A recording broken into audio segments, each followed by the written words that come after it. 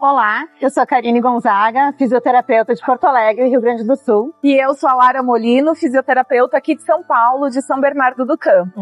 E nós estamos aqui no Congresso Brasileiro de Fisioterapia Neurofuncional. Não nos conhecíamos, nos encontramos aqui no stand da Infralux e começamos a conversar sobre o que nós estamos vendo aqui no Congresso e sobre a nossa experiência com a fotobiomodulação. Nós percebemos que ainda tem bastante desinformação a respeito dos fisioterapeutas em relação à fotobiomodulação, de quão promissora ela é no tratamento dos pacientes, o quanto interfere positivamente em qualidade de vida, em sono, em melhora de modulação inflamatória de células cerebrais e mais um monte de benefícios. E, assim, pra gente que já utiliza essa estratégia terapêutica nos nossos atendimentos com frequência, a gente consegue ver uma evolução dos pacientes com uma velocidade mais expressiva, né? Principalmente aqueles pacientes com comprometimento neurológico. Então, nos traumatismos cranianos, em AVC, mesmo na doença de Alzheimer, que é uma doença que traz um comprometimento cognitivo, né, e uma perda gradual de toda essa função neurológica, a gente consegue estacionar, de certa forma, a doença e conseguir atingir outros marcos motores, inclusive, funcionais desses pacientes. Então, é muito importante a gente conversar sobre esse tema, falar sobre isso, porque é um recurso realmente importante para quem trabalha com paciente neurológico, seja adulto, seja pediátrico. A gente consegue mensurar muito bem as evoluções vistas na nossa prática clínica. E quando a gente pensa em estudos, a gente estava até conversando sobre isso, a gente estava falando como é difícil a gente conseguir realizar estudos padronizados, grandes, em grandes centros com a fotobiomodulação, porque existe uma heterogeneidade muito grande de condições neurológicas, existe poucos profissionais ainda que conhecem essa técnica e que aplicam, e muitos médicos, por não conhecerem, também não indicam o tratamento.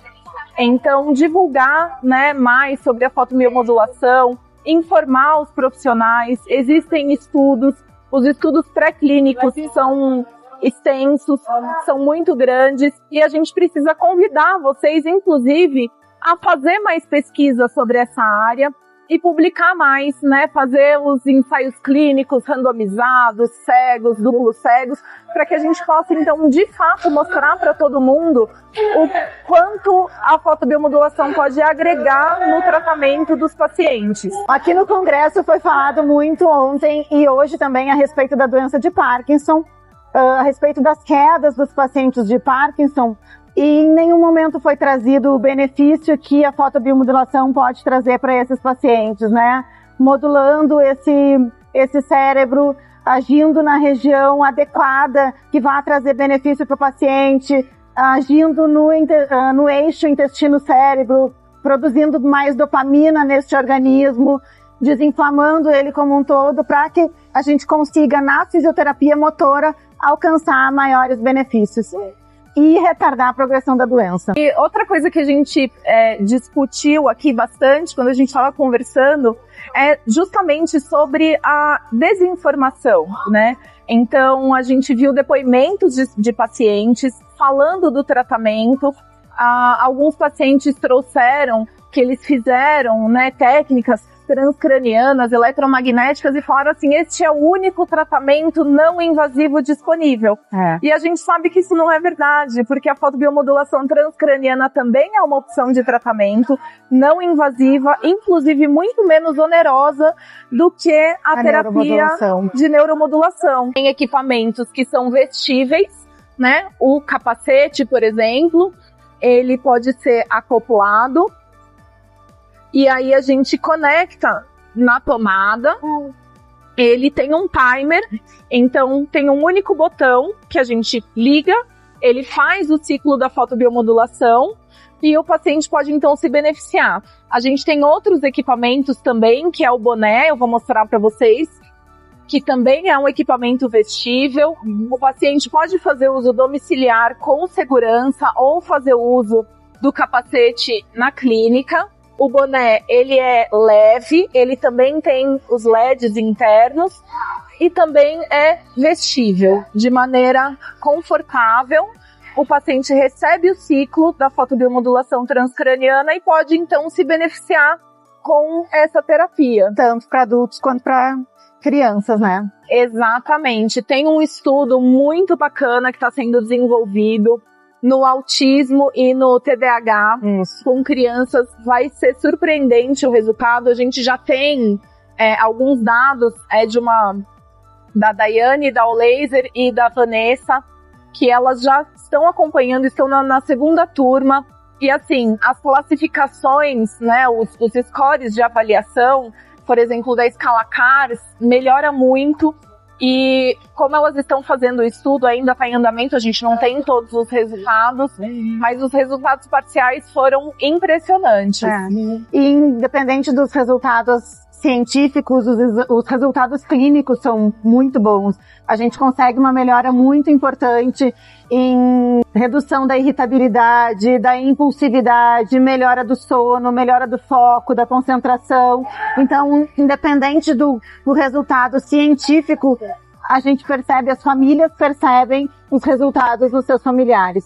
Então, esse trabalho com autismo, assim, a gente tem autistas não verbais, que se tornam verbais. Então imagina uma mãe, né, que nunca ouviu a palavra mãe do seu filho de 5, 6, 7 anos. E de repente essa criança começa a falar mãe, começa a falar água, começa a falar banheiro, e o vocabulário vai aumentando com o tempo. Então é a importância da sociabilização dessa criança, né, de como ela vai poder se portar na vida adulta. A gente consegue melhorar essa entrada dela na vida, da sua vida social. E tem outro ponto também, hoje nas palestras da manhã, a gente está tendo muitas palestras sobre Parkinson, né? Houve uma das palestras falando sobre dor, né? O quanto a dor causa impacto na qualidade de vida dos pacientes com Parkinson. E é uma dor heterogênea, não é só uma dor musculoesquelética, é uma dor nociceptiva, desculpa trava-língua, hein? E a gente também tem a opção das mantas de LED, fazendo ali uma fotobiomodulação local, tanto para dor periférica, para neuropatia, né, para dor nociceptiva, e a gente consegue modular melhor essa dor. Então, como que funciona, né? A manta é um dispositivo que intercala LEDs vermelhos e infravermelhos. Ela é colocada na região, né? Então, a gente coloca sobre a região que o paciente está sentindo desconforto, no caso de uma dor musculoesquelética, ou então de uma dor mesmo periférica, nociceptiva. Ela também tem um ciclo pré-programado, entrega cerca de 4,8 joules para cada ciclo de funcionamento dela, modulando toda aquela estrutura, melhorando o fluxo de sangue, melhorando a questão da sensibilidade mesmo. E como o LED, né, ele causa um leve aquecimento, também promove o relaxamento. E aqui vale lembrar que a manta é muito versátil, porque a gente pode usar a manta sobre a região abdominal para fazer justamente esse eixo intestino-cérebro, o que beneficia bastante os pacientes neurológicos. A Lara já explicou muito bem o uso da manta, só é importante salientar que ela deve ficar direto em contato com a pele, não pode ficar sobre a roupa para que tenha a sua efetividade. Precisa ter o contato da luz com a pele para que ela produza o efeito terapêutico. Porque ele só age sobre um efeito biológico e o tecido não é. Então precisa estar em contato com a pele para que tenha efetividade. Exatamente. Quanto ao uso do capacete, do boné, vale lembrar também assim, cabelo seco, de preferência sem gel. Para as mulheres que gostam de usar grampo, prisilinha, tem que fazer a retirada, porque senão vai incomodar, né?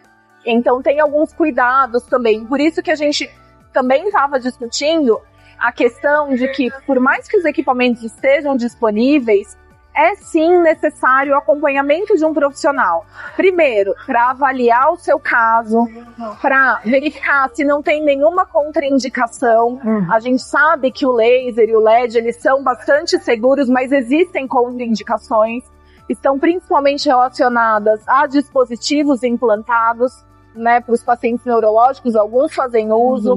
Então, a necessidade da avaliação do profissional para a recomendação, da prescrição, da forma correta de utilização desse dispositivo, para que você tenha, sim, um benefício na terapia, né? Com a frequência adequada, o tempo adequado, e poder, então, ver a evolução sua, do seu paciente ou do seu familiar. E é isso que a gente tinha para falar para vocês. Se tiverem mais dúvidas, estamos à disposição. Meu Instagram é @lara.molino e o meu é @carine.gonzaga.